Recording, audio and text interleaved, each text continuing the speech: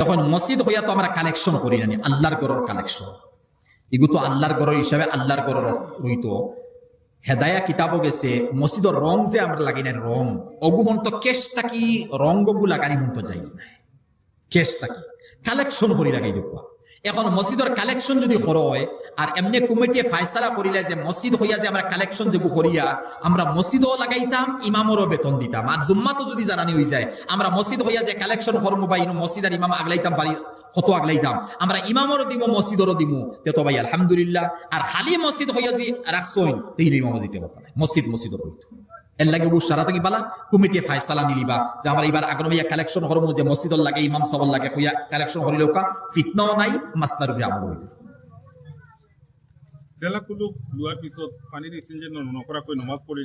দেখুন কোনো মানুষে পেশাব করছেন, ডেলা কুলুক ব্যবহার করছেন, টিস্যু ব্যবহার করছেন, তখন এই সময় পানি ব্যবহার যদি করছেন তে নবীজির এক সুন্নতের উপরে আমল করছেন, সুন্নতে ওয়ার মক্কাদা হেও আমল করছেন না, ডেলা কুলুকর দ্বারা পেশাব পায়খানা সাফ হয়ে গেছে, তাহলে তার ওয়াজিব আদা হয়ে গেছে। এই অবস্থায় তাই নমাজ যদি পড়েন নমাজ হইব।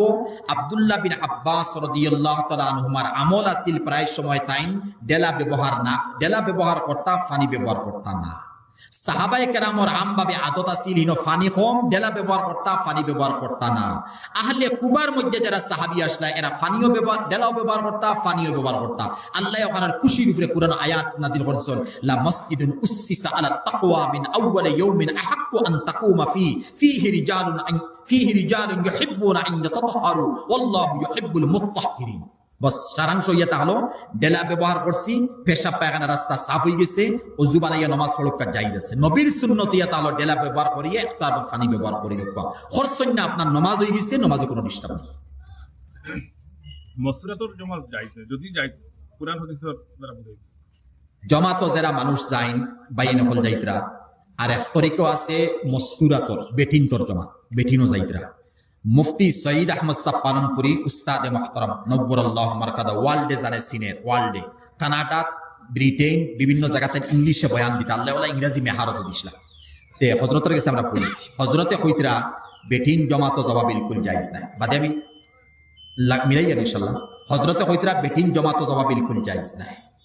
থান লগে আরো বড় বড় ভারতের এশিয়া মহাদেশের বিজ্ঞ উলামার মতিয়া তাহলে বেটিং জমাতো যাওয়া জায়েজ না। হইয়া দলিল দিতরা যদি বেটিং জমাতো যাওয়া জায়েজ হইতো তাহলে আল্লাহ বেটিংটাকে তো নবী বানাইয়া দিল, কিন্তু কোন নবী বেটিং তো নাই। লক্ষ লক্ষ নবী হল আল্লাহ দিয়েছেন, 1.5 লক্ষ 1.5 লক্ষ সব ইনসান মর্দ বনিয়াইছেন, আওরত বনিয়াইছেন না।